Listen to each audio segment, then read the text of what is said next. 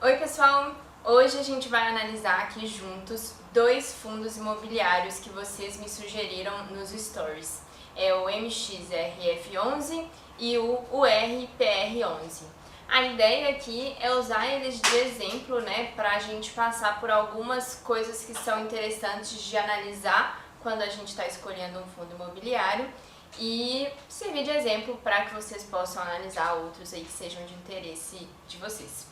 A primeira coisa que eu queria comentar, né, que fundos imobiliários é uma boa opção para quem pensa em investir no mercado imobiliário. Muitas vezes é melhor do que comprar, por exemplo, uma sala para alugar ou um apartamento para alugar, porque dentro desses fundos imobiliários você consegue uma diversificação maior. Então, com um único investimento você investe em vários imóveis, você tem pessoas especializadas olhando por você esses investimentos e você também recebe esses proventos mensalmente, muitas vezes, isento de imposto. Pelo menos por enquanto, né? Isso pode mudar, mas é a forma como a gente está hoje aí em julho de 2021.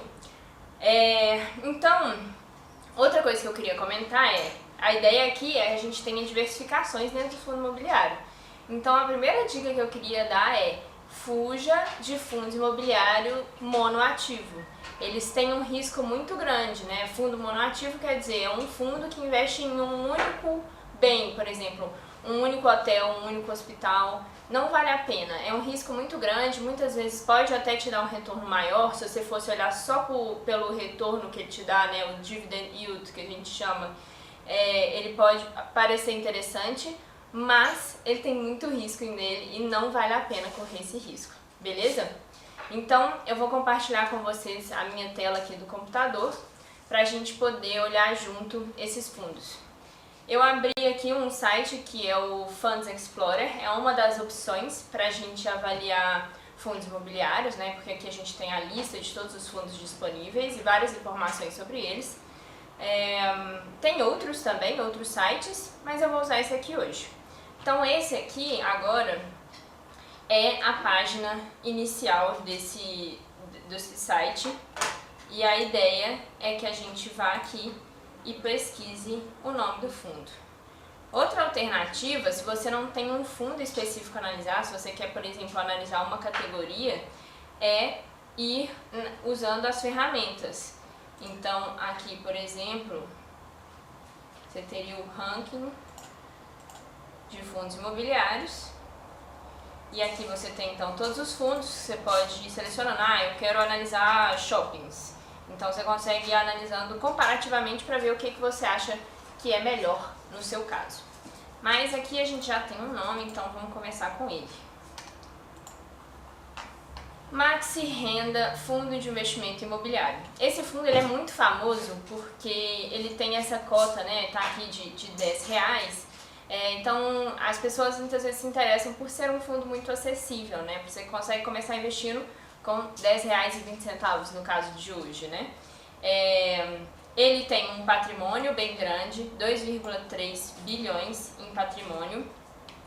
No mês ele caiu, ele teve, isso é a variação da cota, né, do valor da cota. E aí aqui a gente já começa a olhar informações importantes, né? Então a rentabilidade no mês muitas vezes, né, é um período muito curto, a gente está falando de renda variável, a gente está falando de um prazo maior, então pode ser que não seja tão relevante, mas pode acender um alerta para alguma informação importante. Além disso, a gente tem aí a liquidez diária, que são quantas movimentações, negociações que a gente teve em um dia. Esse é um fundo bem líquido e isso é interessante de olhar, porque muitas vezes às vezes tem algum fundo que parece ser bom, que tem uma boa rentabilidade, mas tem muita pouca negociação. Então, se acontece alguma coisa e você quer sair dele, pode ser que você tenha dificuldade. Então, foque em fundos que tenham bastante negociação diária, que tem mais facilidade de movimentação. Além disso, né, o último rendimento parece não muito alto, mas é porque o valor da cota é muito baixo também. Então a gente tem um dividend yield aí de 0,69%, mas isso é uma informação importante, mas que a gente tem que olhar mais no detalhe, a gente vai ver mais pra frente. E além disso, o preço sobre valor patrimonial. Essa informação aqui eu já acho muito importante, porque qual que é a ideia dela? O preço é o valor da cota, né? E o valor patrimonial é basicamente a avaliação de todos os bens que tem por pessoas especializadas, avaliam todos os imóveis ou todos os ativos que tem dentro desse fundo para falar quanto que o patrimônio desse fundo vale. E aí isso divide, né, o valor desse patrimônio por número de cotas e aí para a gente pegar o preço pelo o valor patrimonial.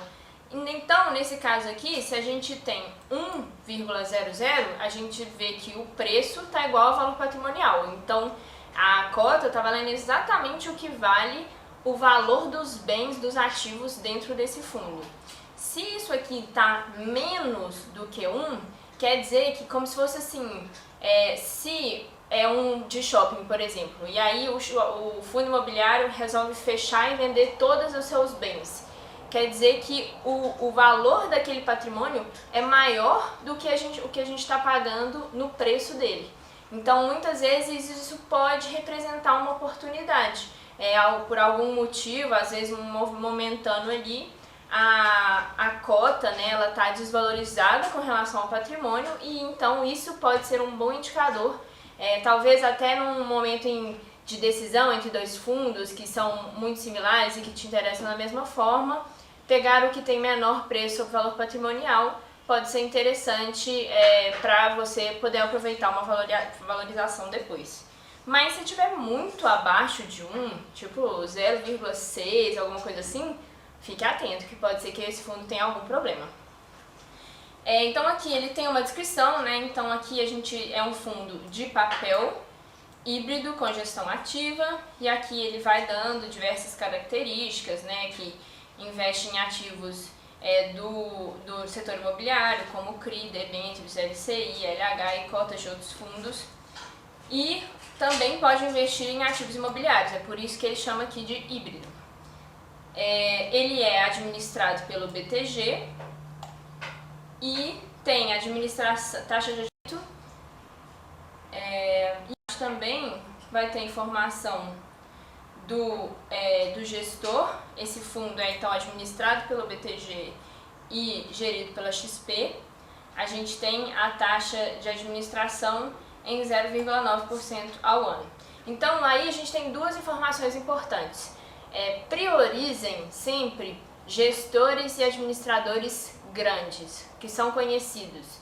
Então, por exemplo, a XP, o BTG, o CSHG, a RED, são instituições que são muito grandes, que são muito especializadas no que fazem, que garantem maior governança, assim, a gente pode confiar mais no que a gente tem ali de bens. Atentem-se a isso porque realmente pode ser, principalmente para quem está começando a investir, é melhor escolher por fundos grandes, por gestoras grandes, para a gente ter certeza que a gente está fazendo uma boa escolha, escolha de empresas realmente responsáveis pelo que elas fazem de gerenciamento.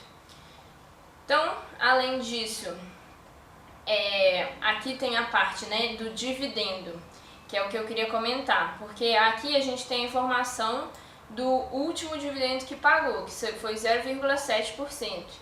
Isso analisado não é uma taxa ruim, não é super bom, mas considerando que é líquido de imposto, ele está bem competitivo, então tá bem legal, tá valendo a pena. Mas aí, eu sempre acho importante a gente prestar atenção no histórico. Então é importante a gente avaliar se esse fundo ele está mantendo algum tipo de padrão desse pagamento ou se às vezes o último pagamento não reflete o que ele faz normalmente. Tem que tomar cuidado com isso. Às vezes a pessoa vai lá e vai te mostrar uma rentabilidade que você pode ter, né, um recebimento, uma renda mensal que você pode ter baseado no último dividendo que ela pagou, só que na verdade historicamente ela paga metade do que aquele dividendo que a pessoa está pegando. Então se atentem a esse tipo de possível cilada. Aqui a gente vê que ele tem um certo padrão, né? Então ele paga ali, o padrão dele chega mais ou menos esse 0,8, às vezes vai mais um pouquinho, mas a gente vê que é por aí e eu ele tem muita constância em pagamento desses dividendos, então isso é muito bom. Aqui a gente tinha por valor em reais, né, e aqui em percentual do valor da cota, que a gente pode ver que mais ou menos se mantém. Prestem sempre atenção ao gráfico, na escala do gráfico, sabe? Porque pode ser que às vezes parece que é muita variação, mas ali a gente está falando de uma escala de 0,1%, então se atentem a isso também. E por fim aqui a gente tem a parte do valor patrimonial e comunicados. Aí eu vou até abrir aqui um desses comunicados pra gente olhar aqui rapidinho, que eu acho que é interessante também ler e entender. No caso de, por exemplo, fundos de shopping, na página mesmo do Funds Explorer, ele já te mostra aonde estão os fundos localizados no mapa do Brasil, qual que é o percentual que o fundo tem do imóvel, e fica mais fácil da gente olhar. E aí, nesse caso, por exemplo, de shopping, é interessante pegar um shopping que diversifique entre diversas regiões, ou mínimo diversos estados, assim, né? Mesmo que seja dentro, por exemplo, da região do Sudeste. É melhor fundos que tenham, às vezes, nem todo o patrimônio, né? Tem só um percentual daquele shopping, mas que tem vários shoppings também. E aí aqui a gente tem, né, todo um comentário do gestor, todo um relatório sobre como foi. Até bem interessante, eu tinha lido antes dele comentando sobre mudança de alguns indexadores, de alguns bens, né, de alguns ativos. E eu acho que vale a pena ir olhando aqui para entender um pouco mais como que esse fundo funciona e o que esperar dele, né. Aqui, por exemplo, ele fala, né, antes estava tem uma parte boa de caixa aqui, então tem possibilidade de fazer mais investimentos depois. A gente tem uma parte de 44% do patrimônio do fundo que é indexado ao CDI, uma outra boa parte em IPCA e uma menor em IGPM. E aqui ele vai realmente citando tudo que ele tem dentro desse fundo. Eu acho que é interessante dar uma lida, pelo menos de vez em quando, para realmente se habituando mais. Então, bom, a gente fez uma análise geral, né? A gente viu que, então, esse fundo, ele é de bom gestor e administrador, são empresas grandes e confiáveis, ele tem uma constância no pagamento desses dividendos, ele é bem diversificado, a gente pode ver aqui que a composição da carteira tem diversos títulos dentro dele, então tem também uma taxa de administração razoavelmente baixa, 0,9% ao ano, não tem taxa de performance. Então, em geral, esse fundo é um bom fundo. Eu gostei dele. O outro fundo é o RPR11. Esse aqui eu vou passar rapidinho pro vídeo não ficar muito longo. Mas a ideia é que também é um fundo de renda, né? Nesse caso aqui ele é especificamente de CRI, que é Certificado de Recebíveis Imobiliários. É um tipo de título de renda fixa que é do setor imobiliário. Você pode ver que aqui ele tem bem menos negociação, então é bom ficar atento que aqui comparativamente, né, o MXRF é um fundo muito conhecido, esse já é, assim, né, são milhares de negociações diárias, mas é bom ficar atento a isso. Tem um patrimônio também muito menor e tá tendo um dividend yield, né, o último dividendo que ele pagou 1,89%, bem alto, mas o preço sobre valor patrimonial, ele nos fala aqui que ele está um pouquinho valorizado demais, assim, né? Então, claro que dentro de um fundo faz sentido que esse indicador possa estar um pouquinho acima de 1, porque dentro de um fundo não tem só o ativo, né? Tem o serviço que é prestado, tem todo o valor agregado pelo gestor, mas talvez esteja um pouquinho caro. Aí aqui então ele vai dando detalhes, né, desse fundo. Esse fundo, ele deixa eu ver se a gente vê aqui, ó, ele é administrado pela Vortex, que já é uma administradora bem menor, e gerenciado pela Orca Capital Partners, que também é uma gestora mais nova, não é o primeiro fundo deles, esse é o RPR, mas também é menor. A gente vê que teve uma variaçãozinha aqui, né, do valor da cota, considerável, né, de R$10 por cota nos últimos 30 dias, mas eu considero que é mais interessante olhar, muitas vezes um prazo maior. A gente pode ver que realmente tem umas variações, aqui ele nem está nas máximas, né, mesmo estando valorizado com relação ao valor patrimonial. Ele tem uma taxa de administração muito baixa, 0,25% ao ano, isso é bem bom, e uma taxa de performance de 20% do que exceder IPCA mais 7%. Isso eu achei ótimo, porque isso aqui ele está falando que o gestor só vai ter o bônus dele, né, a remuneração acima, se ele pagar antes para os investidores IPCA mais 7%. Então ele só começa a ter o bônus dele depois que ele der 7% de retorno real acima da inflação para os investidores. Isso eu gostei muito, achei muito bom. E realmente tem essa questão, né, de ter a taxa de performance, que é meio que um estímulo para o gestor conseguir cada vez mais retorno dentro do fundo dele. A gente vê que é um pouco menos estável, digamos assim, o pagamento desses dividendos, né? Também é um fundo razoavelmente, assim, bem novo, né? Tem um pouco mais de um ano. Então, não dá para confiar, por exemplo, pegar o último dividendo e considerar ele. Você vê que, né, tem uma variação percentual com relação à cota bem grandinha. E aqui também ele tem um relatório que é bem interessante, que ele vai descrevendo cada um dos ativos que tem dentro, né? Também são investimentos de renda fixa, mas aqui tá vendo um mapa que ele mostra quais são os bens, aonde eles se localizam, qual que é a taxa. Eu achei isso muito interessante.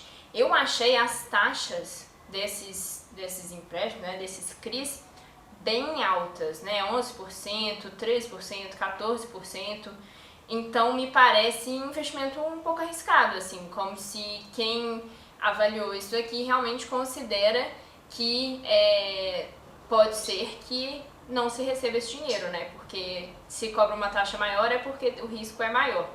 E esses valores é acima do IGPM ou do IPCA, então são 11%, 14% de ganho real, isso é muito alto.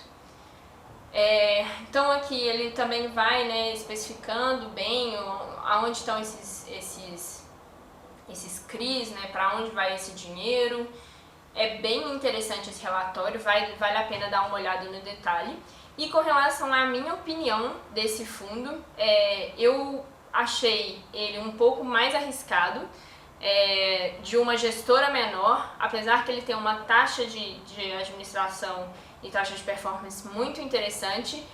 Eu achei ele bom, mas eu não indicaria de ter uma posição muito grande nele, porque realmente ele tem um risco maior. Então, mesmo se te interessa, né, esses fundos imobiliários de papel, que a gente chama, então que investe em fundos imobiliários de renda, ativos de renda fixa relacionados com o setor imobiliário, eu teria atenção e pegaria um outro além desse, um que fosse um menos arriscado, porque esse aqui realmente tem um nível de risco maior, ele te então proporciona possivelmente um retorno maior, mas precisa ficar atento porque o risco é ter um calote aí, por exemplo, e deixar de receber. Outras coisas interessantes, né? Vocês acabaram me pedindo para olhar dois fundos muito similares, mas, por ser fundos de papel. Mas, por exemplo, em fundos de shopping, eu acho muito importante olhar fundos de shopping, laje corporativa. Vale a pena avaliar também, além da questão da localização, né, que eu já comentei aqui, é mais interessante que o fundo ele tenha uma pulverização de cidades, de estados, que ele tenha localização de ativos, e a vacância também. Não entre em fundos imobiliários que tenham uma vacância muito alta, porque isso quer dizer custo para o fundo e indiretamente para você também como investidor. Então, além de tudo, eu acho que é importante analisar essas questões e é importante olhar esses relatórios, nem que seja não ler tudo, mas ler umas partes, para entender o fluxo de caixa do fundo. Porque pode ser que às vezes o fundo esteja tendo alguma receita não recorrente. Então, de repente, ele está com uma boa rentabilidade até no último ano, mas não é o normal. Eu vi há pouco tempo, eu realmente não lembro qual era o fundo, mas que tinha um aluguel, se eu não me engano, para a Caixa, né? Então tinha como inquilino a Caixa, e eles decidiram rescindir o contrato antes e por causa disso a Caixa estava pagando uma multa. Então a rentabilidade daquele fundo estava alta porque ele estava recebendo essa multa da Caixa que ia sair desse bem. Só que o lado negativo é que a Caixa era responsável por um grande percentual do patrimônio desse fundo e então esse fundo estava para ficar com uma vacância muito grande. Então ele estava bem desvalorizado e por mais que se tivesse uma perspectiva, né, no próprio relatório ele falava que os gestores estavam correndo atrás de novos inquilinos, é um risco desse bem ficar né, com a vacância e ficar desocupado e acabar o que está desocupado vira um custo.